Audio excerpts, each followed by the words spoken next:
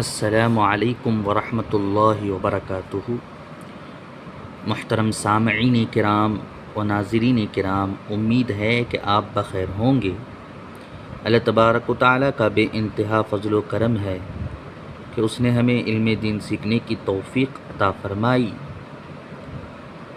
اور اسے جان کر اس پر عمل کرنے کی بھی توفیق ہمیں عطا فرمائی۔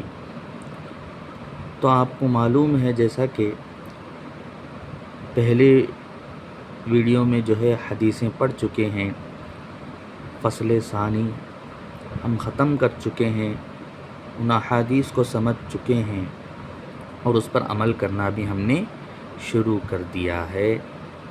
تو آئیں اسی حدیث کے پڑھنے پڑھانے کے سلسلے کو جاری رکھتے ہوئے آگے بڑھتے ہیں فصل الثالث یعنی تیسری فصل کی طرف۔ کتاب الایمان، فصل الثالث۔ عن عبادہ بن الصامت قال، حضرت عبادہ بن صامت رضی اللہ تعالیٰ عنہ سے مروی ہے کہ انہوں نے فرمایا، سمعت رسول اللہ صلی اللہ علیہ وسلم یقول، میں نے سنا حضور اکرم صلی اللہ علیہ وسلم کو کہتے ہوئے کہ من شہید، جو گواہی دے گا، اللہ الہ الا اللہ، کہ اللہ کے سوا کوئی معبود نہیں ہے، وَأَنَّ مُحَمَّدَ رَسُولُ اللَّهِ، اور بے شک محمد صلی اللہ علیہ وسلم اللہ کے رسول ہیں، حرم اللہ علیہ النار، اللہ تبارک و تعالی اس پر جہنم کے آگ کو حرام کر دیتا ہے۔ رواہ مسلم، مسلم شریف کی روایت ہے۔ تو اس حدیث سے ہمیں معلوم ہوا، جو کوئی گواہی دے دل سے کہ اللہ کے سوا کوئی معبود نہیں، حضور صلی اللہ علیہ وسلم اللہ کے رسول ہیں، یہ دل سے کہے، جب بھی وہ کلمہ پڑھے، لا الہ الا اللہ محمد الرسول اللہ، دل سے گواہی دے، دل سے گواہی دیتے ہوئے زبان سے ادا کرے، تو اللہ تبارک و تعالی اس پر جہنم کی آگ کو حرام کر دیتا ہے۔ تو کتنی بڑی خوش نصیبی کی بات ہے کہ یہ ایسا کلمہ ہے پاکیزہ، کلمہ طیبہ جسے کہتے ہیں، اس کی مثال بھی اللہ تعالیٰ نے قرآن مجید کے اندر بیان کی ہے۔ فرمایا، الم تری، کیا تم نے نہیں دیکھا ہے محبوب صلی اللہ علیہ وسلم، کیف ضرب اللہ، اللہ تبارک و تعالیٰ نے کیسے مثال بیان کیا ہے، مثلا کلمۃ طیبۃ، کلمہ طیبہ کی مثال کو کیسے بیان کیا ہے، کیا آپ نے نہیں دیکھا؟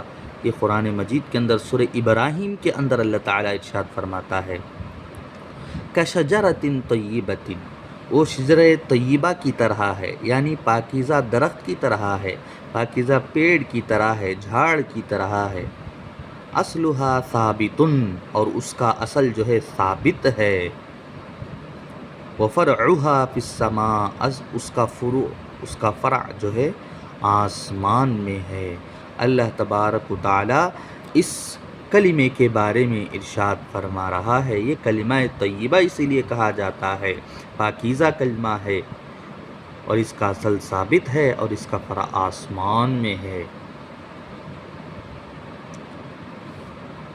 تؤتی اکلھا، اور اسے اس کا کھانا دیا جاتا ہے، کل حین، ہر وقت، اپنے رب کے بإذن ربھا، اپنے رب کے حکم سے۔ کذالک یضرب اللہ للناس لعلہم یتفکرون، ایسے ہی اللہ تبارک و تعالی مثالیں بیان کرتا ہے تاکہ لوگ سمجھیں، متفکر ہوں۔ تو کلمہ طیبہ کے بارے میں اللہ تعالیٰ نے قرآن مجید کے اندر ارشاد فرمایا ہے، تو یہ وہ کلمہ ہے، اگر کوئی دل کی گہرائیوں کے ساتھ گواہی دے کہ اللہ کے سوا کوئی معبود نہیں، حضور صلی اللہ علیہ وسلم اللہ کے رسول ہیں، اس پر مضبوط سختی کے ساتھ قائم ہو جائے تو اللہ تبارک و تعالی اس پر جہنم کی آگ کو حرام کر دیتا ہے۔ مسلم شریف کی روایت ہے۔ آئیں دوسری حدیث پڑھتے ہیں۔ وعن عثمان رضی اللہ عنہ قال، حضرت عثمان رضی اللہ عنہ سے مروی ہے کہ انہوں نے فرمایا قال رسول اللہ صلی اللہ علیہ وسلم، کہ حضور اکرم صلی اللہ علیہ وسلم نے ارشاد فرمایا من مات، جو وفات پائے گا، وہو یعلم، اور اس حالت میں کہ وہ جانتا تھا، انہو لا الہ الا اللہ، کہ بے شک جو ہے اللہ کے سوا کوئی معبود نہیں ہے، اس کو وہ جانتا تھا، دخل الجنت، جنت میں وہ داخل ہوگا۔ رواہ مسلم، یہ بھی مسلم شریف کی روایت میں ہے۔ تو جس کی وفات کا وقت قریب ہو، جو انتقال ہو جائے، جس کا وفات ہو جائے، جس کو موت آ جائے اور وہ جانتا تھا کہ اللہ کے سوا کوئی معبود نہیں ہے، تو جنت میں داخل ہوگا۔ یہ بھی مسلم شریف کی روایت ہے۔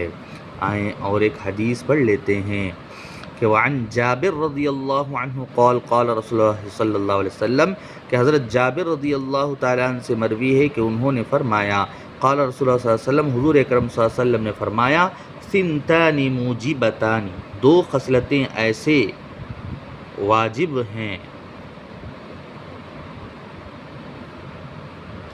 قال رجل، ایک آدمی نے کہا یا رسول اللہ مل موجبتان، وہ دو واجب چیزیں کیا ہیں؟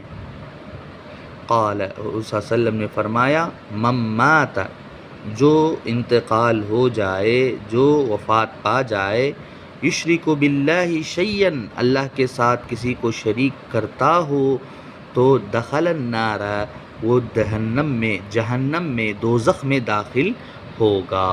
ومن مات، اور جو انتقال ہو جائے، جو وفات پا جائے، جس کی موت آ جائے، لا یشرک باللہ شیئا، اللہ کے ساتھ کسی کو وہ شریک نہیں کرتا،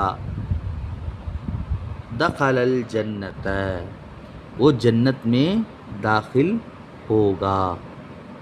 رواہ مسلم، یہ حدیث بھی امام مسلم نے روایت کی ہے کہ دو واجب خصلتیں ہمارے آقا صلی اللہ علیہ وسلم نے اس حدیث کے اندر بیان کی ہیں کہ وہ آدمی نے پوچھا کہ یا رسول اللہ وہ دو واجب چیزیں کیا ہیں؟ مل موجبتان، وہ جو واجب جو چیزیں ہیں، خصلتیں، وہ کیا ہیں؟ وہ صلی اللہ علیہ وسلم نے فرمایا جو انتقال ہو جائے اور وہ اللہ کے ساتھ کسی کو شریک کرتا تھا تو وہ جہنم میں داخل ہوگا، اور جو انتقال ہو جائے اور اللہ کے ساتھ کسی کو شریک نہیں کرتا تھا کسی چیز کو بھی، تو وہ جنت میں داخل ہوگا۔ مسلم شریف کی روایت ہے۔ رواہ مسلم۔ تو اسی لیے اللہ نے فرمایا ان الشرک لظلم عظیم، بے شک ظلم جو ہے بہت بڑا جو ہے، بے شک شرک جو ہے بہت بڑا ظلم ہے، تو لہٰذا شرک سے بچنا چاہیے۔ شرک کے علاوہ اللہ تبارک و تعالی تمام گناہوں کو معاف کر دیتا ہے۔ تو اللہ تبارک و تعالی سے دعا گو ہوں کہ پروردگار ہم تمام کو کہی ہوئی باتوں پر عمل کرنے کی توفیق عطا فرمائے، اور کلمہ طیبہ کی دل سے گواہی دینے کے اللہ تعالیٰ توفیق عطا فرمائے، اور ہم تمام کو جنت میں داخلہ عطا فرمائے، جہنم سے دور فرمائے، اور ہم تمام کو علم نافع عطا فرمائے، نقصان دینے والے علم سے حفاظت فرمائے، اور عاجزی والا علم ہمیں عطا فرمائے، تکبر والے علم سے ہمیں بچائے اور حفاظت فرمائے۔ آمین۔ وآخر دعوانا الحمد للہ رب العالمین۔ اسی طریقے سے دوسری ویڈیو کے ساتھ ہم آپ سے ملاقات کریں گے، تب تک کے لیے ہمیں اجازت دیں۔ السلام علیکم ورحمۃ اللہ وبرکاتہ۔